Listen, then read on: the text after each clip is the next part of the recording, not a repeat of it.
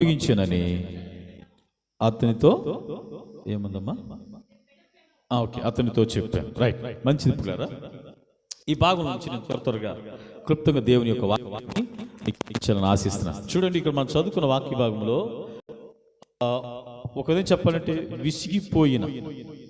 విసిగిపోయినటువంటి ఒక వ్యక్తి, నిరాశ చెందిన వ్యక్తి, విసిగిపోయిన ఒక వ్యక్తి మాట్లాడుతున్న మాటలు ఇవి.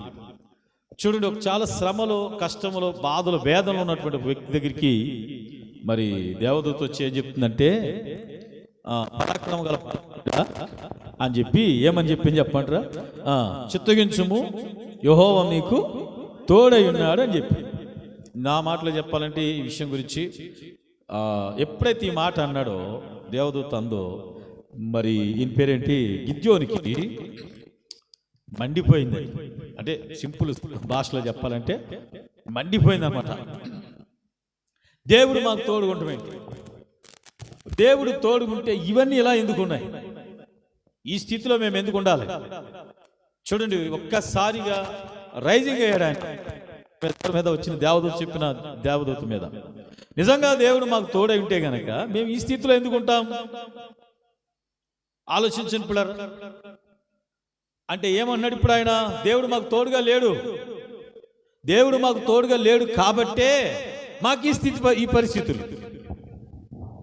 చూడండి, ఆ మాట చెప్తున్నాడు. నేను అంటాను, ఇప్పుడు ఆయన చెప్పిన మాట వాస్తవం కదా?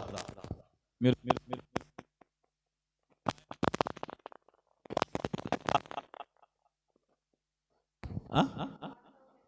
నేను ఆల్రెడీ మీకు వివరణ ఇచ్చాను కాబట్టి ఈజీగా చెప్పొచ్చు. ఏమన్నాడు ఆయన?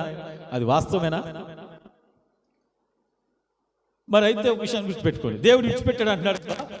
ఎందుకు విడిచిపెట్టాడు దేవుడు? దేవుడు విడిచిపెట్టడానికి చూడండి, ప్రతి సమస్యకు ఒక కారణం ఉంటుంది. బాగా మీరు గుర్తుపెట్టుకోవాలి. ప్రతి కారణం ఉంటుంది. కారణం లేకుండా సమస్య లేదు అక్కడ. సంథింగ్ ఏదో ఒక సమస్య ఉంది, ఆ సమస్య వలనే ఆ సమస్యకు కారణం ఉంది, ఆ కారణం వలనే వాళ్ళు అలాంటి పరిస్థితిని అనుభవిస్తూ ఉన్నారు.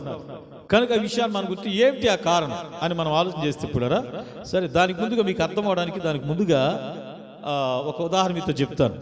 అయితే మనం ఆరాధించే దేవుడు సమస్యను తీసివేయడం కాదు కానీ దానికి మూలమైన కారణాన్ని తీసివేస్తాడు. ఆమేన్, హల్లెలూయా. ఈ విషయం అర్థమవుతుందో నాకు తెలియ జాగ్రత్తగా అర్థం చేసుకోండి. దీన్ని అర్థం చేసుకోవడం ఒక చిన్న ఉదాహరణ చెప్తాను. యేసు ప్రభువు ఆయన శిష్యులు ఒక ధోనిలో ప్రయాణం చేసి వెళ్తూ ఉన్నారు. ఈ లోపు ఏమని చెప్పంటారా, గాలి తుఫాను వచ్చింది. యేసు ప్రభు పగలంతా పరిచయం చేసిన కారణం చేత అలిసిపోయాడు కనుక ఆయన ఏమంటారు దాన్ని, ఆ ధోని ఆమరం మీద ఏం చేసేది చెప్పంటారా, తల వాల్చుకుని నిద్రపోతా ఉన్నాడు. ఈ లోపు అనుకోకుండా ఏం జరిగి చెప్పడం, పెద్ద తుఫాను వచ్చింది. ఆ తుఫాను అలలు ఏమవుతుంది చెప్పడం, సముద్రాన్ని, ఆ ధోనిని కొడుతున్నాయి. ఆ ధోని నిండిపోయి మునిగిపోయే పరిస్థితి వచ్చింది. అప్పుడు వీళ్ళు భయపడి, మార్క్స్ వార్త 4:41 నుంచి ఈ సంఘటన కనబడతారు. అప్పుడు యేసు ప్రభు శిష్యులు భయపడిపోయి ఏమన్నారు చెప్పమంటారా? మార్క్స్ వార్త 4:41 నుంచి ఉంటుంది అనుకుంటున్నాను, నాకు గుర్తు. వారు మిక్కిలి భయపడి ఈయన ఎవరో. సో దాని ముందు వాళ్ళు ఏమన్నారంటే, అయ్యా మేము నశించిపోతున్నాము, నీకు చింత లేదా అన్నారా లేదా? వచ్చిన ముందా కనిపించిందా? వారు ఆయనను లేపి, బోధకుడా మేము నశించిపోతున్నాము, నీకు చింత లేదా అన్నారు. ఇప్పుడు చూడండి పిల్లరా, వెంటనే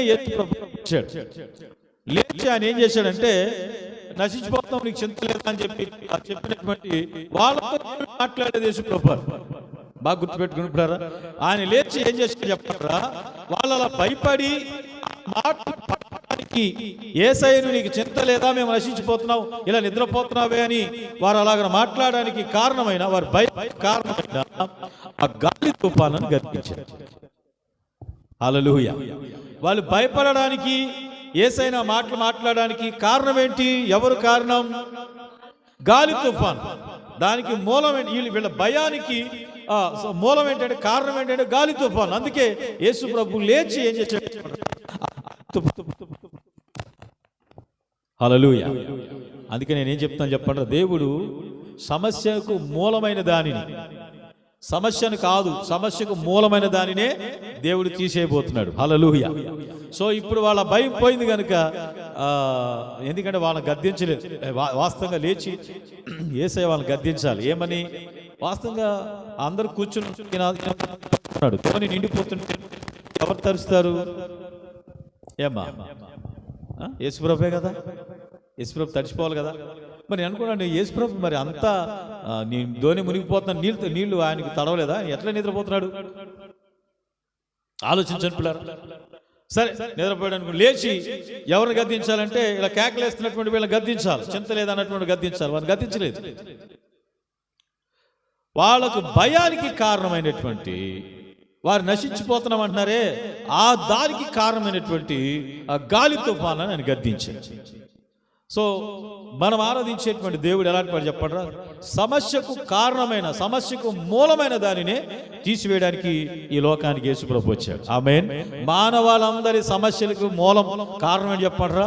మానవాళంగా మనం తెలిసి తెలియక చేసినటువంటి దోషములే, పాపములే, ఈ అవిధేయతలు, పాపములు, దేవునికి విరోధంగా జీవించిన ఈ పరిస్థితులే మనకి సమస్యలకు కారణం. ఈ సమస్యల్లో మనం ఉండి ఏమన్నా చెప్పండిరా, దేవుడు ఎక్కడ తోడుగా ఉన్నాడు, దేవుడు ఎక్కడ సహాయం చేస్తున్నాడు, దేవుడు నమ్ముకున్నాం కానీ ఏం ఉపయోగము అని చెప్పి ఆ రోజున గిద్యోను మాట్లాడినట్లుగానే మనం కూడా మాట్లాడుతున్నాం. ఆలోచించిన పిల్లలు, ఎందుకని అంటే మనం కూడా ఆయా సమస్యలో ఉన్నాం. ఆ సమస్యలకు కారణం ఏంటంటే మన అవిధేయతలే, మన పాపములే, మన దోషములే. గమనించిన పిల్లలు, అందుకని ఇక్కడ కూడా మనం గమనించవలసిన విషయం ఏంటంటే, ఎందుకని వీళ్ళకి ఈ పరిస్థితి వచ్చింది? గిద్యోను కాలంలో ఇశ్రాయేలీయులకి ఎందుకు? ఇప్పుడు ఒకసారి చూడండి, 6వ అధ్యాయం, న్యాయాధిపతి గ్రంథం 6వ అధ్యాయం 1వ వచనం చూడండి. ఎందుకు ఇశ్రాయేల్ ప్రజలకు అలాంటి దుస్థితి వచ్చిందో అక్కడ మనకు కనబడుతుంది. చూడండి, ఇశ్రాయేలీయులు యెహోవా దృష్టికి దోషులైనందున యెహోవా 7 ఏండ్లు వారిని మిద్యానీయులకు అప్పగించాను. మిద్యానీయుల చెయ్యి ఇశ్రాయేలు మీద హెచ్చాయను గనక వారి మిద్యానీయుల ఎదుట నిలువలేక కొండలలోనున్న వాగులను, గుహలను దుర్గములుగా తమ కొరకు సిద్ధపరచుకునిరి. చూడండి పిల్లలు, ఇంతకీ వీళ్ళ సమస్యకి కారణం ఇంకా మన కింద చదువుకుంటూ వస్తే, ఇతను గిద్యోను ఏం చేస్తున్నాడంటే, గానుగ చోట్న గోధుమలను ఏం చేస్తున్నాడంట? దుల్లగొట్టుకుంటాడట. ఎందుకు ఆ పని చేస్తున్నాడు అని అంటే, గమనించిన పిల్లరా, ఎందుకు ఆ పని చేస్తున్నాడంటే, మరి మిద్యానీయులు వచ్చి ఎక్కడ అవన్నీ తీసుకుపోతారో అనే భయంతో గాను చోట్న తన పంటను తానే అనుభవించలేని పరిస్థితి. గమనించిన పిల్లరా, ఆ భయంతో ఏం చేస్తున్నాడంటే దాగుకున్నాడు. గిద్యోను చాలా పిరికివాడు. ఒక పిరికివాడి దగ్గరికి వచ్చి దేవుడు ఏమన్నాడు చెప్పండిరా? పరాక్రమం గలవాడా అన్నాడు. ఏమన్నాడమ్మా? పరాక్రమం గల బలాఢ్యుడా అన్నాడు. ఇక్కడ ఒక మాట చెప్పాలి పిల్లలు, నిజమే గిద్యోను పిరికివాడే, కానీ దేవుని పిలుపు అతని దగ్గరికి ఎప్పుడైతే వచ్చిందో అతడు పరాక్రమం కలిగిన వాడయ్యాడు. ఆమేన్, హల్లెలూయా. అతడు బలాఢ్యుడయ్యాడు. కనుక పిల్లలు గుర్తించండి, ఒకప్పుడు మనం పిరికి పరిస్థితితో మనం ఉండొచ్చు, కానీ రక్షించబడిన తర్వాత, దేవుని నమ్ముకున్న తర్వాత, దేవుని సన్నిధిని కలిగి ఉన్న తర్వాత మనం గుర్తుపెట్టుకోవాలి, మనం పిరికివారం కాదు, దేవునిలో పరాక్రమవంతులం. ఆమేన్, హల్లెలూయా. దేవుడు అలాగ మార్చే దేవుడు. అందుకని చూడండి, మరి యేసుప్రభు యొక్క శిష్యులందరం గమనిస్తే ఎక్కువ మంది ఎవరు చెప్పండి? యేసుప్రభు శిష్యులు జాలర్లు, అంటే చేపలు పట్టుకునేవారు కదా. ఆ చేపలు పట్టుకునే వారిని దేవుడు ఏమన్నాడు? యేసుప్రభు వచ్చి పిలిచి, మిమ్మల్ని ఏం చేస్తాను చెప్పండి? మనుషులను పట్టే జాలరులుగా చేస్తారు. అంటే పొజిషన్ మార్చేసాడు వారిని. సో కనుక పిల్లరా, మన దేవుడు, మనం ఆరాధించే దేవుడు పిరికి వారిని ఎలా చూసే దేవుడు చెప్పండి? పరాక్రమవంతులుగా చూసేది, బలహీనులను బలాఢ్యులుగా చూసే దేవుడు. కనుక మనం పిరికివారమే కావచ్చు, కానీ మన దేవుడు పరాక్రమం కలిగిన వాడు. ఆమేన్, హల్లెలూయా. ఆయన శక్తిని, ఆయన బలమును మనకు అనుగ్రహించాలని ఆశిస్తా ఉంటాం. ఆయన పిలుపులోనే, నేను నా మాటలో చెప్పాలంటే, పిరికివాడైనటువంటి ఎవరిని? గిద్యోనుని ఆయన పిలుపు ద్వారా ఏమయ్యాడు చెప్పండి? ఆయన పరాక్రమవంతుడయ్యాడు. చూడండి, ఈ మాట అనగానే పరాక్రమం గల బలాఢ్యుడు అనగానే నిజంగా అసలే పిరికోడు కదా. ఒరే నాయన, మిద్యానీయుల సైనికులు ఎవడో వచ్చేసిన అనుకుని, ఎందుకంటే పరాక్రమంగా ఈయనకి ఎక్కడి సామాన్యమైన మనిషి, సాధారణమైన మనిషి, ఏమైనా పర్సనాలిటీ బలాఢ్యుడు ఏమో కాదు. అందుకని అటు ఇటు దిక్కులు చూసేస్తా ఉన్నాడు. ఓరు నాయన ఎక్కడ వచ్చేసాడు అని చెప్పి భయపడి తీరా చూసుకుంటే ఎవరు లేడు అక్కడ, దేవదూత మాత్రమే ఉంది. దేవుడు నీకు తోడై ఉన్నాడు అనగానే, అందుకే నేను ముందే చెప్పాను కదా, దెబ్బకి ఆయనకి మండిపోయింది అనమాట. ఎందుకంటే సిచ్యువేషన్, పరిస్థితులు అట్లా ఉన్నాయి. ఎక్కడయ్యా దేవుడు తోడుగా ఉంది, తోడుకున్నాడు అంటావు. చూడండి, బాధల్లో సమస్యలు ఉన్న వాడి దగ్గరికి వెళ్ళి మనం కూడా దేవుడు తోడుగా ఉన్నాడమ్మా అని అనగానే వాళ్ళకు కూడా ఏమవుతుంది చెప్పమంటారా, మనసులో ఏమంటారు చెప్పడం, కోపం వస్తుంది, వాళ్ళకు కూడా బాధ అనిపిస్తుంది. చూడండి, అందుకే ఈయన అంటున్నాడు ఆ మాట 13వ వచనంలో ఏమన్నాడు, యెహోవా మాకు తోడై ఉన్నాడలా. చూడండి త్వరగా, ఇదంతయు మాకేలా సంభవించను. నిజమే, ఈయన చెప్తున్న మాట వాస్తవమే. దేవుడు తోడై ఉన్నట్లయితే ఈ సమస్య ఉండేది కాదు, ఈ పరిస్థితులు ఉండేవి కావు. ఆ రోజున మరియా కూడా అలాగనే చెప్తుంది, ఏమని, ప్రభువా నీవు ఇక్కడ ఉండిన ఎడలా మా సహోదరికి ఇలాగ సంభవించేది జరిగి ఉండేది కాదు. ఇప్పుడు వాళ్ళు దేవుని తోడు లేని కారణం చేతనే, దేవుడు విడిచిపెట్టి ఉన్న పరిస్థితికి వలనే వారు అలాంటి పరిస్థితిని అనుభవిస్తూ ఉన్నారు. పాస్టర్ గారు వాళ్ళు ఏమనిపిస్తున్నారు పాస్టర్ గారు అని అంటే, అక్కడ చెప్పండి చూడండి, 3వ వచనం నుండి 6వ వచనం వరకు బాగా చదివితే కనబడుతుంది. చూడండి, ఇశ్రాయేలు విత్తనములు విత్తిన తర్వాత మిద్యానీయులను అమాలేకీయులను తూర్పు నుండి వారును తమ పశువులను గుడారమును తీసుకొని మిడతల దండంత విస్తారముగా వారి మీదకి వచ్చి వారి ఎదుటి దిగి గాజాకు పోవునంత దూరము భూమి పంటను పాడు చేసి ఒక గొర్రెను గాని, ఎద్దును గాని, గాడిదని గాని, జీవన సాధనమైన మరి దేనిని గాని ఇశ్రాయేలులకు ఉండనీయలేదు. వారును వారి ఒంటెలను లెక్క లేకుండెను. దేశమును పాడు చేయుటకు వారు దానిలోనికి చొచ్చిరి. ఇశ్రాయేలీయులు మిద్యానీయుల వలన మిక్కిలి హీన దశకు వచ్చినప్పుడు వారు యెహోవాకు మొరపెట్టిరి. చూడండి పిల్లరా, ఇక్కడ ఏం కనపడుతుందంటే, జీవన సాధనమైన 4వ వచనంలో ఏమని రాయబడింది ఒక వాక్యంలో, ఒక గొర్రె గాని, ఎద్దు గాని, గాడిద గాని, జీవన సాధనమైన మరి దేనిని గాని ఇశ్రాయేలీయులకు ఉండనీయలేదు. 2 పనులు చేస్తున్నారు వీళ్ళు. విత్తనాలు పెట్టి పంట కొంచెం అంటే పంట రాకముందే వచ్చి ఏం చేస్తున్నాడు, వాళ్ళ పశువులన్నీ తీసుకొచ్చి మేపేస్తున్నారట, అట్లా పాడు చేస్తున్నారు. రెండోది ఏంటంటే, ఒకవేళ పంట పండి ఎవరికైనా పంట పండి జాగ్రత్త చేసుకున్నాడు అనుకోండి, అప్పుడు వచ్చి ఆ పంటనంతా దోచుకుని వీళ్ళకి ఏమీ లేకుండా వెళ్ళిపోతారు. అంటే ఒకదేం చెప్పండి, తినటానికి తిండి లేని పరిస్థితి, జీవన సాధనమైన పరిస్థితి లేదు. అంత భయంకరంగా ఇబ్బందులు పడతా ఉన్నారు. గమనించిన పిల్లలు, ఈ ఇబ్బందుల కారణం ఏంటంటే, మొదటి వచనం చెప్తుంది, ఇశ్రాయేలు యెహోవా దృష్టికి దోషులైనందున. ప్రతి సమస్యకు కారణం ఉంటుందని ముందే చెప్పారు. కారణం లేకుండా సమస్య ఉండదు. కనుక ఇక్కడ వీళ్ళు సమస్యను అనుభవించడానికి కారణం ఏంటంటే, దేవుని దృష్టిలో వాళ్ళు ఏమయ్యారు చెప్పండి, దోషులయ్యారు. అంటే దేవుని విడిచిపెట్టేసి ఇష్టానుసారంగా జీవించారు. దేవుడు వద్దన్న వాటిని పూజించవద్దన్న వాటిని పూజిస్తూ, దేవుడు చేయొద్దన్న కార్యాలు చేస్తూ దేవునికి దూరం అయిపోయారు. అందువల్ల ఏం జరిగింది చెప్పండిరా, ఇదిగోండి వాళ్ళు శత్రు చేతికి అప్పగించబడ్డారు. ఎప్పుడైనా గుర్తుపెట్టుకోండి, మనం ఎప్పుడైతే దేవుని నుండి దూరం అయిపోతామో, తప్పిపోతామో, పాపము లేదా అవిధేయత, దేవుడు చెప్పినవి కాకుండా మన ఇష్టానుసారంగా జీవిస్తామో, ఖచ్చితంగా మనం అప్పుడు సమస్యలో పడతాం. సో సరే, ఏం జరిగింది చెప్పండిరా. ఇప్పుడు దేవుడు ఏమన్నాడంటే, నీకు నేను తోడై ఉన్నాను అడిగాడు. ఈయన ఏమని అడిగాడు, దేవుడు మాకు తోడై ఉంటే ఇవన్నీ ఎందుకు జరిగింది. ఇంకొక మాట కూడా అన్నాడు, మా పితరులు ఏం చెప్పారు, మాకు ఐగుప్తులో నుంచి గొప్ప కార్యాలు చేసి, అద్భుతాలు చేసి ఏం చేశాడు, ఇక్కడికి కనాన్లో తీసుకొచ్చాడంట కదా. మా పితరులు ఐగుప్తులో చేసిన గొప్ప కార్యాల గురించి చెప్తారు. ఆ గొప్ప కార్యాలన్నీ ఏమైపోయినాయి. ఎంత ఆవేదన, అందుకే విసిగిపోయాడు కదా, ఆవేదన, ఆక్రోశం. దేవుడు తోడున్నాడు అంటావు, దేవుడు తోడుంటే ఇటువంటి స్థితి మాకు ఎందుకు వస్తుంది.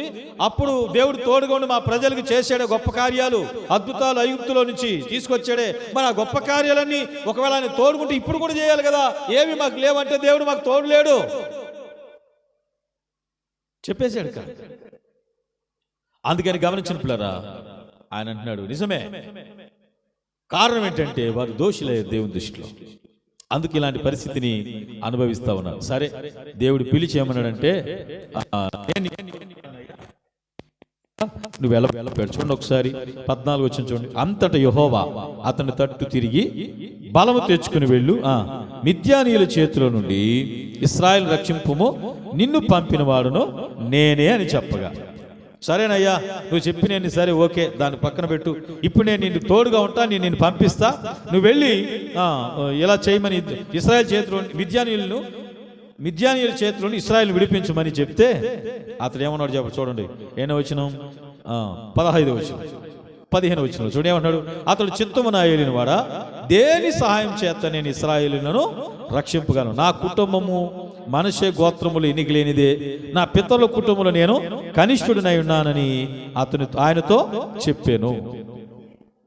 అయ్యా, నేనేం పెద్ద పలుకుబడినోని కాదు, సమాజంలో డబ్బున్నవాని కాదు, లేకపోతే ఇక్కడ ఆయన గోత్రానికి వచ్చి తన పరిస్థితిని చెప్పుకుంటున్నాడు. ఈ లోకంలో పని కులం గొప్పనేం కాదు, నేను ఏం చేయాలి, దేని నేను విడిపించగలను అని అన్నప్పుడు దేవుడు ఏమంటాడు చెప్పంటారా, కనిష్ట నా గోత్రం ఎలాగైనా విడిపించగలను అని చెప్పేసి మాట్లాడుతున్నప్పుడు చూడండి పిల్లలు, అప్పుడు ఏమంటాడు దేవుడు 16వ వచనం ఏమంటున్నాడు. అందుకు యెహోవా అయిననేమి నేను నీకు తోడైందును గనుక ఒకే మనిషిని హతము చేసినట్లు మిద్యానీయులను నీవు హతము చేయదు అని సెలవిచ్చి, ఆయననేమి నువ్వు ఎవరైతే నాకేంటి, నేను నిన్ను పంపిస్తాను.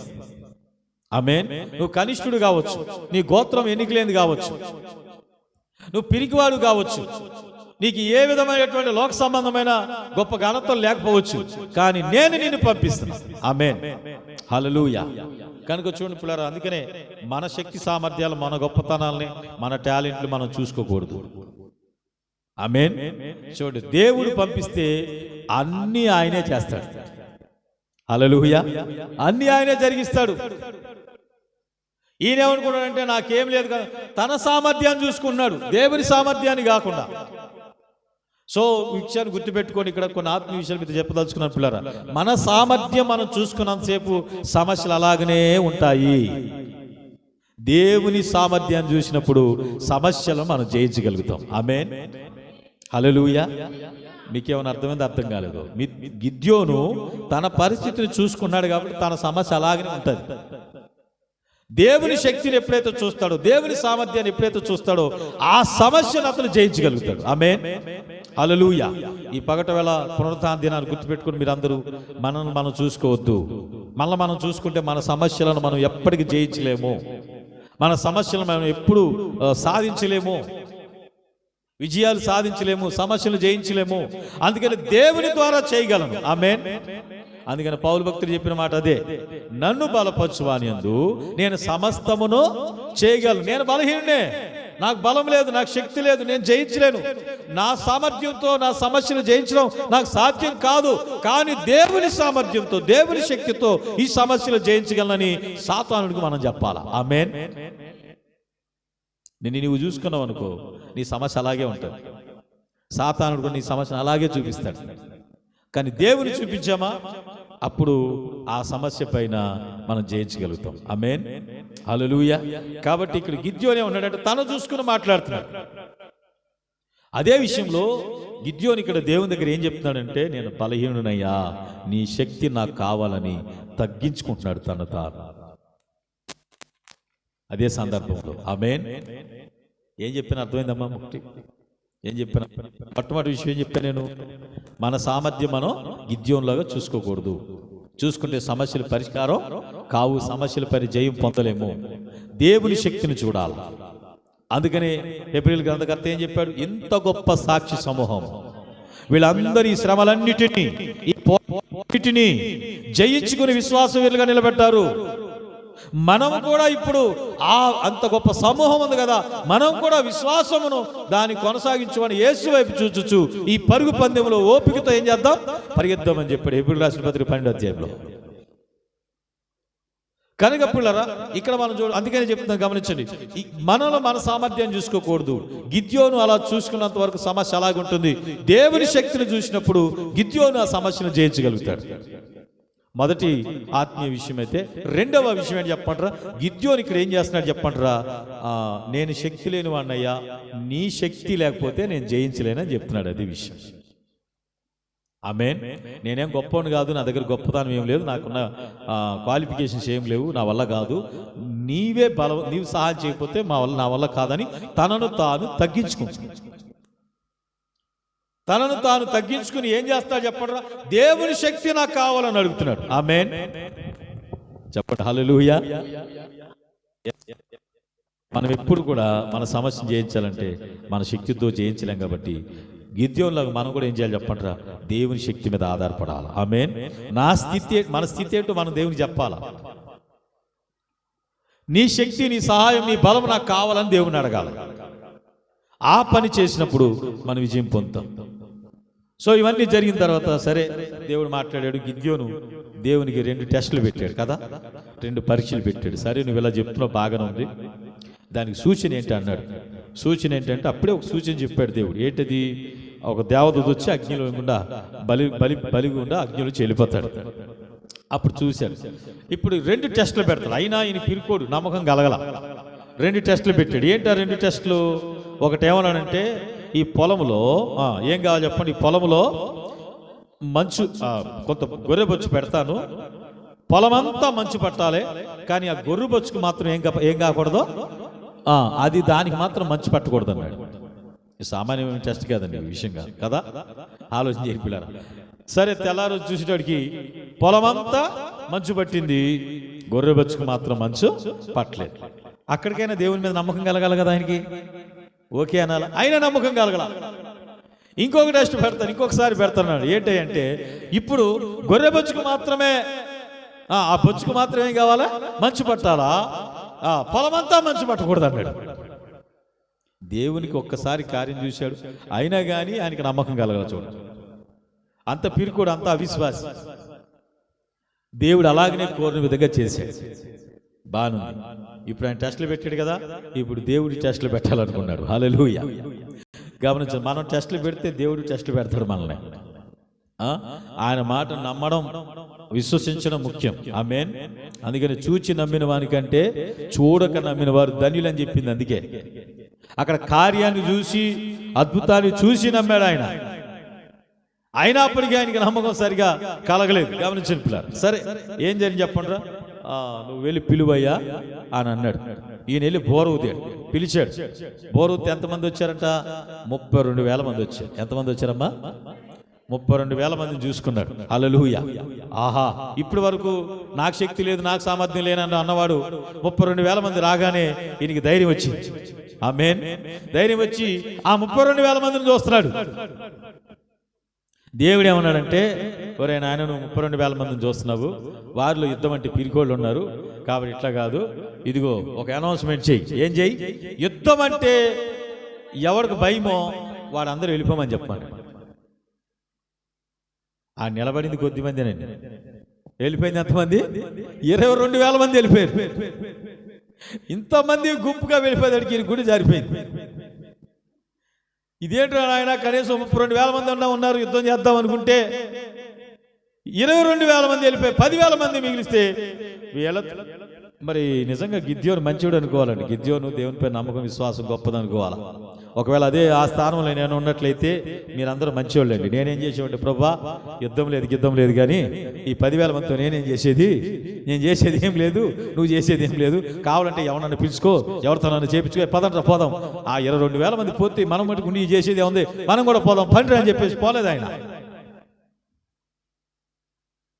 ఏం చేయమంటావు ప్రభా అంటాడు 10,000 మందితో. హల్లెలూయా.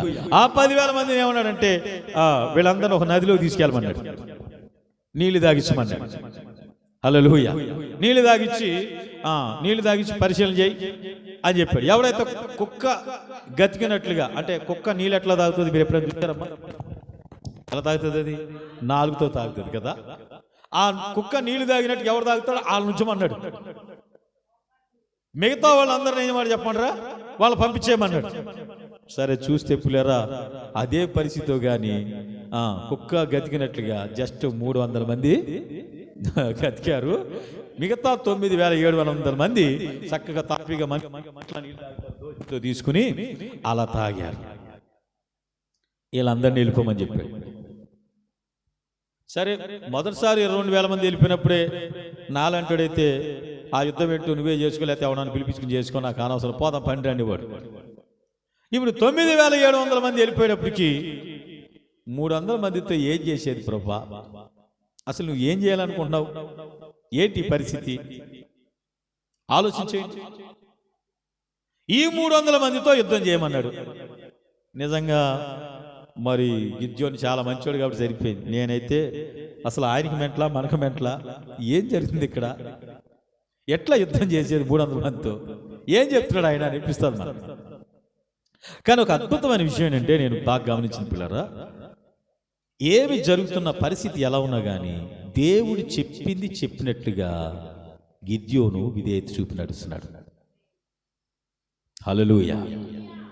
ఒకటి తన సామర్థ్యాన్ని చూసుకోలేదు, దేవుని సామర్థ్యాన్ని చూస్తున్నాడు. తన శక్తిని దేవుని సహాయం కావాలని అడిగాడు. మూడోది ఏం చేస్తున్నాడు చెప్పంటారా, ఏం జరుగుతున్నా కూడా అతనికి అది ఇబ్బందికరం, కష్టము, సాధ్యం కాకపోయినా కూడా, అది ఎంత అయోమయంగా ఉన్నా కూడా దేవుడు ఏం చెప్తున్నాడో అది మాత్రం చేస్తున్నాడు. హల్లెలూయా. ఈ 300 మందితో యుద్ధానికి వెళ్ళమన్నాడు. యుద్ధానికి వెళ్ళటానికి ఆయుధాలు కావాలి కదండి. ఇప్పుడు ఆయుధాల సంగతి వచ్చింది. ప్రభా ఏం ఆయుధాలు ఇస్తావు, గొప్ప గొప్ప ఆయుధాలు ఏమైనా ఉంటే, కొత్త కొత్త ఆయుధాలు ఉంటే ఇవ్వను ఆయన. మరి వాళ్ళందరూ ఒకేటి వేసేటట్టుగా ఏమైనా మంచి బాంబులు అణుబాంబులు ఏమైనా ఉంటే కొంచెం తయారు చేసి ఇవ్వు ప్రభా అంది. మేము ఆయన ఏం చెప్పాడు చెప్పంటారా, యుద్ధానికి వెళ్ళడానికి కొండ ఒకటి తీసుకోమన్నాడు, బోర ఒకటి తీసుకోమన్నాడు, దివిటి ఒకటి తీసుకోమన్నాడు. అసలు ఈ యుద్ధం చేసే సామగ్రి కాదేవి. ఇదేంటా ఆయన, కొండ ఏం చేసుకోవాలి, బోర ఏం చేసుకోవాలి, ఏంటి చెప్పండి, దివిటీని ఏం చేసుకోవాలా, ఉన్నది 300 మంది, వీటిని ఏం చేయాలి, వీటితో ఎట్లా యుద్ధం చేయాలా. అసలు యుద్ధాయుధాలు కాదు, ఏంటి ప్రభా నువ్వు ఏం చేస్తున్నావు, మమ్మల్ని ఏం చేయాలనుకున్నావు, ఎందుకు వచ్చిన బాధ ఇదే, పోదాం పండిరా 300 మంది అని చెప్పి వెళ్ళిపోలేదు గిద్యోను. దేవుని మాటకు విధేయత చూపుతూ నిలిచి ఉన్నాడు. విధేయతలో నిలిచి ఉండాలి మనం, అప్పుడే విజయాలు చూస్తాం. హల్లెలూయా. కాబట్టి చూడండి పిల్లరా, ఆ 300 మంది 3 గుంపులు చేయమన్నాడు. మళ్ళీ విచిత్రం చూడండి, 300 మందిని 3 గుంపులు చేసి ఆ దిక్కున గుంపు, ఆ దిక్కున 100, ఈ దిక్కున 100, ఆ దిక్కున 100 రమ్మని చెప్పాడు. ఏం చెప్పాడు చెప్పండి, దివిటీలు వెలిగించి ఆ కొండలో పెట్టమన్నాడు. ఎందులో పెట్టమన్నాడమ్మా, కొండలో పెట్టమన్నాడు. నేను చెప్పినప్పుడే ఆ కొండలు పగలగొట్టాలా, దివిటీలు పైకెత్తాలా, బోర్లో వదాలా, ఇది పని. చూడండి పిల్లరా, 300 మంది 3 వైపులా చుట్టూతో సైన్యం వైపు, మిడతల దండంత సైన్యం ఉంది అక్కడ. ఏం చేశారు చెప్పండి, ఆ వైపు ఈ వైపు ఆ వైపు వచ్చారు. అది రాత్రిపూట జరుగుతున్న యుద్ధం, పగలగా. హల్లెలూయా. ఏం చెప్పాడు చెప్పండిరా, నేను చెప్పినప్పుడు అందరూ ఒకేసారి 3 గుంపులు కూడా ఒకేసారి కొండలు పగలగొట్టమన్నాడు. కొండల శబ్దం వినపడి, 3 వైపులా కొండల శబ్దం వినపడింది. ఆ తర్వాత ఆ కొండలోంచి ఇప్పుడు పగిలిపోయింది కదా కొండ, ఆ దివిటీని పైకెత్తమన్నాడు. 3 వైపులా చూడండి, మనుషులు ఇటు తిరిగితే ఒరే ఇక్కడ కొండలు, ఇక్కడ శబ్దం వచ్చిందిరా, ఒరే ఇక్కడ దివిటీ వెళుతుందిరా, ఒరే ఇటువైపు వెళుతుందిరా, ఒరే ఇటువైపు వెళుతుందిరా. చూడండి వాళ్ళలో వాళ్ళకి భయం ప్రారంభమైపోయింది. ఒరే ఇంకేముంది, 3 గుంపులుగా వచ్చేసారు ఇశ్రాయేలీలు. చూడండి ఇప్పుడు ఏమన్నాడు, బోరోదమని చెప్పాడు. బోర వీళ్ళకి దొరికింది కదా, బోర ఒకటే. అమ్మో ఇంకేముంది, చాలా పెద్ద సైన్యం వచ్చేసింది అనుకున్నారు, 3 వైపులా కాసేసింది అనుకున్నారు. చూడండి పిల్లలు ఏం జరిగింది చెప్పండిరా, ఇక వాళ్ళు బయటపడిపోయి పారిపోవడం ప్రారంభించారు. పారిపోతున్న చీకట్లో దొరికినట్లుగా వీళ్ళు ఏం చేయటం ప్రారంభించారు, వాళ్ళపై యుద్ధం చేయడం ప్రారంభించారు. ఆ విధంగా దేవుడు ఏం చేశాడు చెప్పండిరా, సమస్యకి పరిష్కారాన్ని కలగజేశాడు. ఆమేన్. హల్లెలూయా. చెప్పండి ఒకసారి గట్టిగా, హల్లెలూయా. హల్లెలూయా. వాళ్ళ సమస్యకి పరిష్కారం కలగజేశాడు. సో దేవుడు ఇందులోంచి దేవుడు చెప్పిన మాట ఏంటి చెప్పండిరా, మనము ఎక్కువ మంది ఉంటే ఎక్కువ సాధిస్తాం అనుకుంటాం, కానీ దేవుడు చిన్న వాటిని ఉపయోగించుకుని పెద్ద కార్యాలు చేస్తాడు. ఆమేన్. హల్లెలూయా. జస్ట్ ఒక 300 మందిని ఉపయోగించుకుని మిడతల దండంత సైన్యాన్ని పారదోలేడు దేవుడు. అందుకే చూడండి, దావీదు గొలియాతు యుద్ధం చూడండి. గొలియాతు దగ్గర చాలా యుద్ధ ఆయుధాలు ఉన్నాయి. అలాగనే ఆజానుబాహుడు, మంచి దేహదారుణ్యం కలిగిన వాడు, యుద్ధ వీరుడు. మరి దావీదు దగ్గర ఏమున్నాయి, చిన్న చిన్న గులకరాళ్ళను, వడిసెల రాయి. ఈ చిన్నవాడితో ఏం చేస్తాం అనుకుంటాం మనం. పిల్లలు చూడండి, దేవుడు ఏం చెప్తున్నాడు తెలుసా, ఇదిగో నీ చిన్న స్థితి, నీ పరిస్థితి కొంచెంతో ఏదో ఒక 5-6 లక్షలు ఉంటే ఏమైనా చేయగలం, కానీ ఓ 10,000 ఉంటే ఏం చేస్తాం అని మనకు అనిపిస్తూ ఉంటుంది. కానీ విషయం ఏంటి చెప్పండిరా, గమనించిన పిల్లలు, దేవుడు, మనం నమ్మిన దేవుడు చిన్న వాటిని ఉపయోగించుకుని పెద్ద కార్యాలు చేస్తాడు. ఇక్కడ పిరికివాడిన ఒక గిద్యోన్ని జస్ట్ ఒక 300 మంది సైన్యాన్ని దేవుడు చెప్పినట్లుగా విని నడిచేవారు కొంతమంది అయినా సరే వారి ద్వారా దేవుడు గొప్ప కార్యాలు, బలమైన కార్యాలు చేస్తాడు. ఆమేన్. ఎవరు చెప్పలేరు. ఆమేన్. చూడండి పిల్లరా, 300 మందే గిద్యోను, 301 మంది కదా. ఈ చిన్న మందే వాళ్ళు, చిన్నవారు కొద్ది మందే, కానీ వాళ్ళు ఎలాంటి వారు చెప్పంటారా? దేవునికి విధేయత చూపి దేవుడు చెప్పినట్లుగా నడుచుకునేవారు. అందుకనే అలాంటి వారి ద్వారా దేవుడు గొప్ప కార్యాలు చేస్తాడు. గుర్తుపెట్టుకొని పిల్లలు, మీరు ఎప్పటికైనా నీ దగ్గర గొప్ప ఉంటే, ఎక్కువ ఉంటే ఏదో కార్యాలు చేస్తాం అనుకున్నావేమో. చిన్న వాటితో కూడా ఒకవేళ మనం అనుకోవచ్చు, చిన్న సంఘమే, ఇక్కడ కొద్ది మంది మేము మనం కూర్చున్నాం, కానీ దేవుడు ఏం మాట్లాడుతున్నాడు తెలుసా? ఇదిగో మన ద్వారా దేవుడు గొప్ప కార్యాలు చేయాలనుకుంటున్నాడు. ఆమేన్. హల్లెలూయా, హల్లెలూయా. కానీ దేవుడు చెప్పినట్లుగా నిలబడి, దేవుని కొరకు నిలబడి ఆరాధించేవాళ్ళు దేవుని కొరకు కావాలి, దేవుని కొరకు నిలబడేవారు కావాలి. ఆమేన్.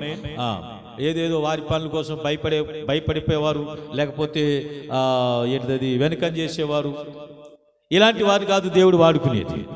చిన్నదే కావచ్చు, చిన్నదానితోనే పెద్ద కార్యాలు చేయాలని దేవుడు ఆశిస్తున్నాడు. ఈ సత్యాన్ని గుర్తించాలి.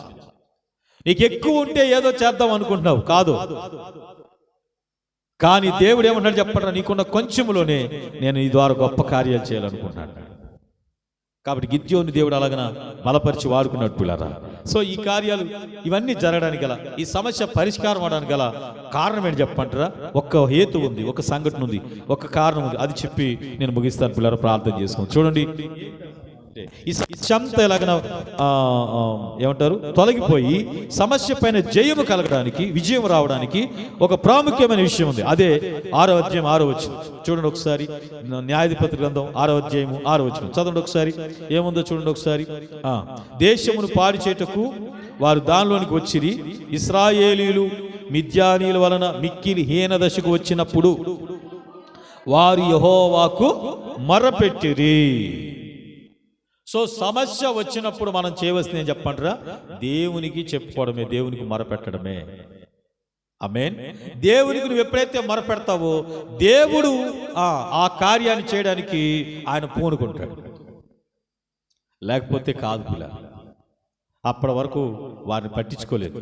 ఎప్పుడైతే వారి మిక్కిలి హీన దశకొచ్చి అయ్యా మేము సమస్యలు ఉన్నాం, బాధలు ఉన్నామని, ఇప్పుడు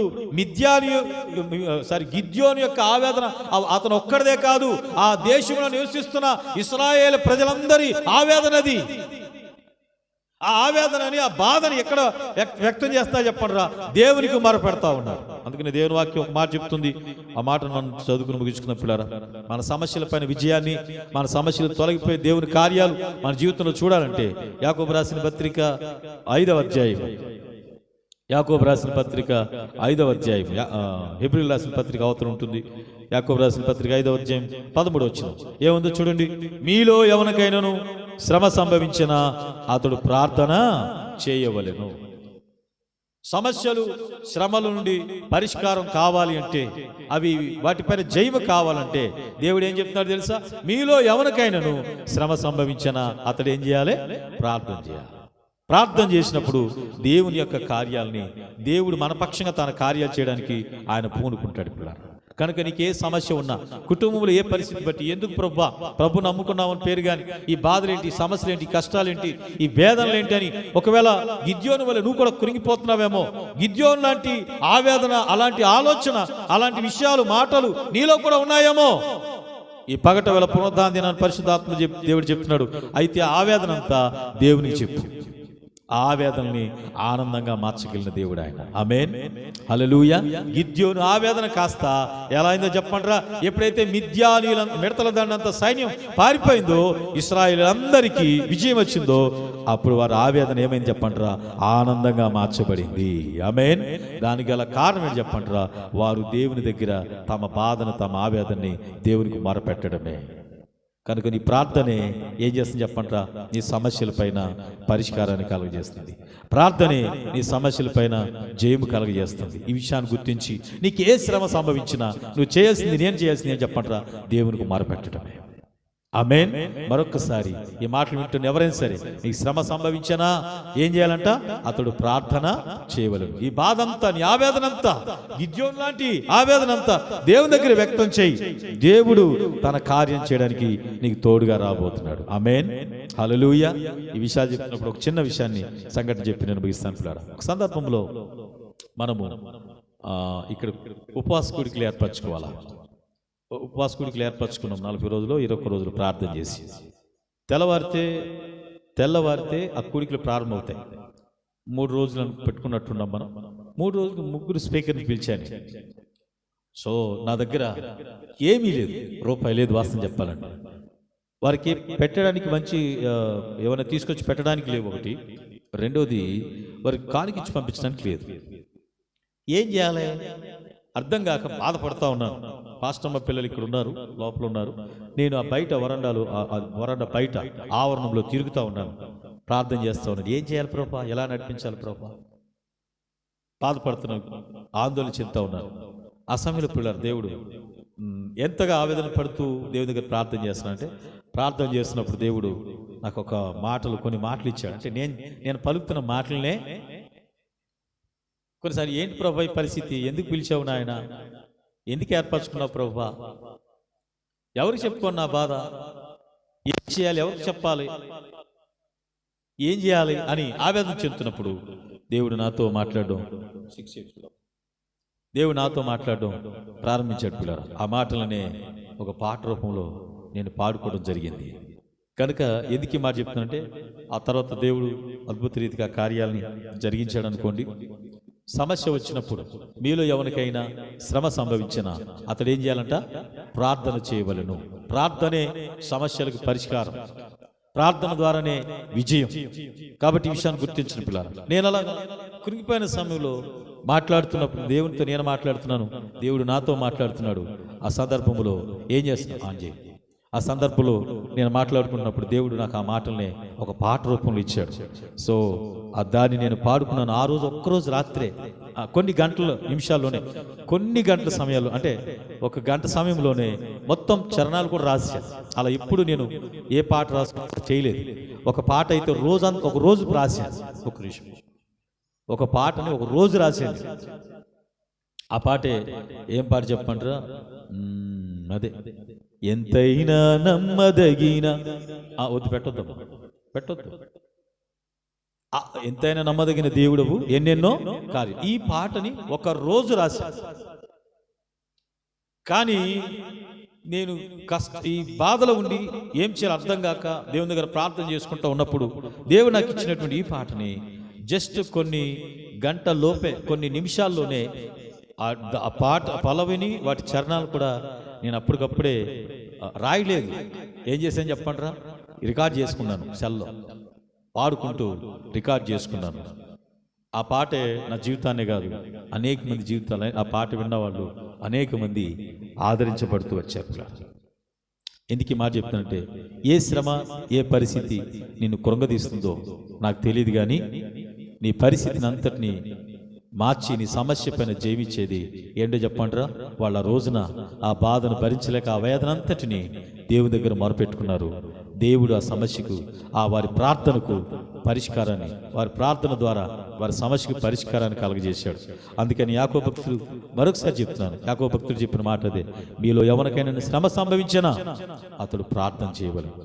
నేను అలాగన దేవునికి మొరపెట్టినప్పుడు గమనించిన పిల్లరా, దేవుడు మన పక్షంగా అద్భుతాలు చేయడానికి సిద్ధంగా ఉన్నాడు. తలలోంచండి, ప్రార్థన చేసుకుందాం. ఈ సమయంలో తలలోంచినట్లయితే ప్రార్థన చేసుకుందాం. ఏ సమస్యను బట్టి నువ్వు కురింగిపోతున్నావో, ఏ పరిస్థితిని బట్టి నువ్వు వేదన చెందుతున్నావో నాకు తెలియదు. ఈ పునరుద్ధాన దినాన్ని దేవుడు మనతో మాట్లాడుతున్నాడు. ఆదివారం రోజున ప్రభు నమ్ముకున్నాం కానీ ఏంటి బాధలు పోలే, కష్టాలు పోలే. దేవుడు గొప్పవాడే, దేవుడు అద్భుతాలు చేసేవాడే, దేవుడు గొప్ప కార్యాలు చేసేవాడే. ఎన్నో సాక్ష్యాలు విన్నాం, కానీ నా కుటుంబంలో, నా జీవితంలో ఏంటి పరిస్థితులు? ప్రశ్న, ఆవేదన ఉంది కదా. పరిష్కారం దొరక కురింగిపోతున్నామేమో. దేవుడు మాకు తోడుగా ఉంటే ఎందుకు మాకు ఈ స్థితి? మా పితరుల పక్షంగా గొప్ప కార్యాలు చేశాడని చెప్తున్నారు, మరి ఇప్పుడు ఏవి? దేవుడు తోడుగా లేడని ఆవేదన పడతా ఉంటాడు. ఒకవేళ నీ సమస్యలు పరిష్కారం కాక, నువ్వు అడిగి నీవి జరగక, వేదన పడుతున్నావు, కునిగిపోతున్నావేమో, ఆందోళన పడుతున్నావేమో, ఎప్పటికీ పరిష్కారం, ఎంతకాలం ఈ స్థితి అని కురిగిపోతున్నావేమో, అయితే దేవుడు అంటున్నాడు, ప్రార్థన చేసుకున్నాం పిల్లలు, దేవుడు అంటున్నాడు, అక్కడ కురిగిపోతూ దేవుని అడుగుతున్నప్పుడు, ప్రార్థన చేసుకున్నప్పుడు దేవుడు నాతో మాట్లాడిన వాటిని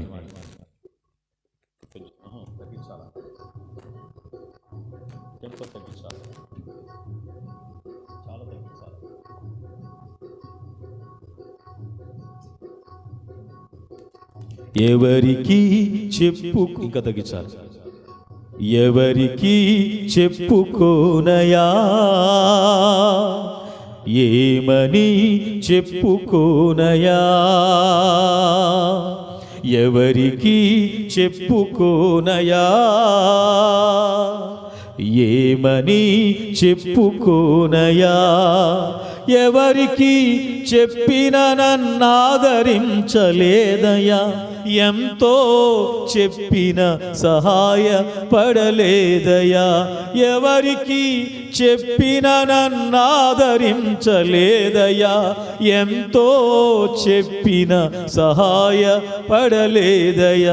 నీకు తప్ప ఎవరికి చెప్పుకోనయా, నీకు తప్ప ఎవరికి మొర్ర పెట్టుకోనయా, నీకు తప్ప ఎవరికి చెప్పుకోనయా, నీకు తప్ప ఎవరికి మొర్ర పెట్టుకోనయా, యేసయ్యా యేసయ్యా నన్నాదరించువాడా, యేసయ్యా యేసయ్యా నా స్థితి మార్చువాడా, యేసయ్యా యేసయ్యా నన్నాదరించువాడా, యేసయ్యా యేసయ్యా నా స్థితి మార్చువాడా, చెప్పుకోనయా, ఏమని చెప్పుకోనయా.